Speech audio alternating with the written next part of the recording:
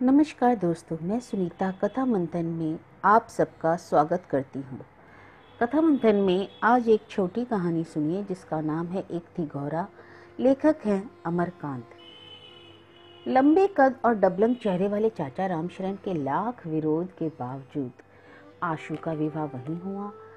उन्होंने तो बहुत पहले ही ऐलान कर दिया था, लड़की बड़ी बेहया है। आशु एक व्यवहार कुशल आदर्शवादी नौजवान है जिस पर मार्क्स और गांधी दोनों का प्रभाव है। वह स्वभाव से शर्मीला या संकोची भी है। वह संकुचित विशेष रूप से इसलिए भी था कि सुहाग रात का वह कक्ष फिल्मों में दिखाए जाने वाले दृश्य के विपरीत एक छोटी अंधेरी कोठरी में था जिसमें एक मामूली जंगला था और मच्छरों की भन-भन के बीच मोटे मोटे चूहे दौड़ लगा रहे थे।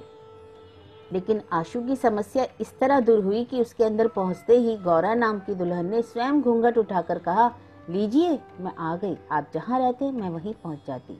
अगर आप कॉलेज में पढ़ते होते तो मैं भी उसी कॉलेज में पढ़ती होती, तो मैं जरूर आपके प्रेम बंधन में बंध गई होती। आप अगर इंग्लैंड में पैदा होते तो मैं भी वहाँ जरूर किसी न किसी तरह पहुंच जाती। मेरा जन्म तो आखिर आप ही के लिए हुआ है ना। तभी कोई चूहा कहीं से कूदा, खड़खड़ की आवाज हुई और उसके कथन में भी व्यवधान पड़ा। वह फिर बोलने लगी, मेरे बाबूजी बड़े सीधे साधे हैं, इतने सीधे कि भूख लगने पर भी किसी से खाना ना मांगे। इसलिए जब वह खाने के पीड़े पर बैठते हैं तो अम्मा कहीं भी हो दौड़कर चली आती है। वह जिद करके उन्हें ठूस ठूस कर खिलाती है, उनकी कमर की धोती ढीली कर देती है ताकि वह पूरी खुराक ले सके। हमारे बाबूजी ने बहुत सहा है, लेकिन हमारी अम्मा भी बड़ी हिम्मती है। वह चुप हो गई। उसे संदेह हुआ कि आशु उसकी बात ध्यान से नहीं सुन रहा है, पर ऐसी बात नहीं थी। वस्तुतः आशु को समझ में नहीं आ रहा था कि वह क्या कहे। फिर उसकी बातें भी दिलचस्प थी। उसका कथन जारी था, बाबूजी असिस्टेंट स्टेशन मास्टर थे। बड़े बाबू दिन में ड्यूटी करते थे और हमारे बाबूजी रात में। एक बार बाबूजी को नींद आ गई। प्लेटफार्म पर गाड़ी आकर खड़ी हो गई। गाड़ी की लगातार सीटी से बाबूजी की नींद खुली। गार्ड अंग्रेज था। बाबूजी ने बहुत माफी मांगी पर वह नहीं माना। डिसमिस कर दिए गए। बाबूजी नौकरी छूट गई, गांव में आ गए। खेती बाड़ी बहुत कम होने से दिक्कत होने लगी। बाबूजी ने अपने छोटे भाई के पास लिखा मदद के लिए, तो उन्होंने कुछ फटे कपड़े बच्चों के लिए भेज दिए।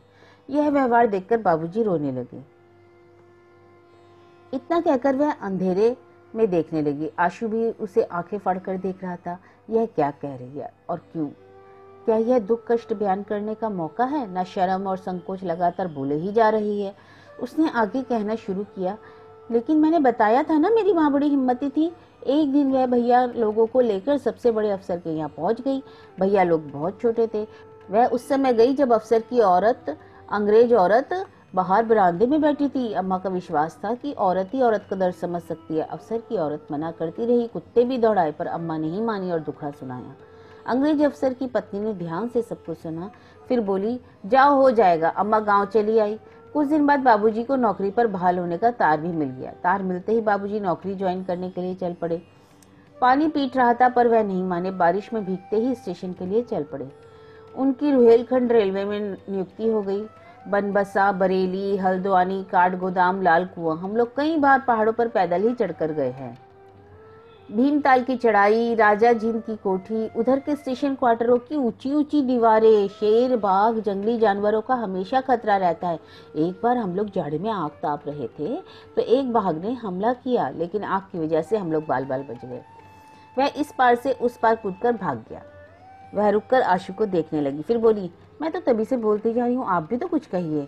आशु सक पका गया, फिर धीमे से संकोच पूर्वक बोला, मेरे पास कहने को तो कुछ खास है ही नहीं। हाँ, मैं लेखक बनना चाहता हूँ। मैं लोगों के दुख दर्द की कहानी लिखना चाहता हूँ, लेकिन मेरे अंदर आत्मविश्वास की कमी है। पता नहीं मैं लिख पाऊंगा कि नहीं।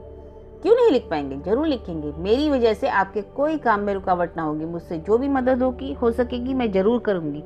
आप निश्चिंत रहिए। मेरे भैया ने कहा है कि तुम्हें अपने पति की हर मदद करनी होगी जिससे वह अपने रास्ते पर आगे बढ़ सके।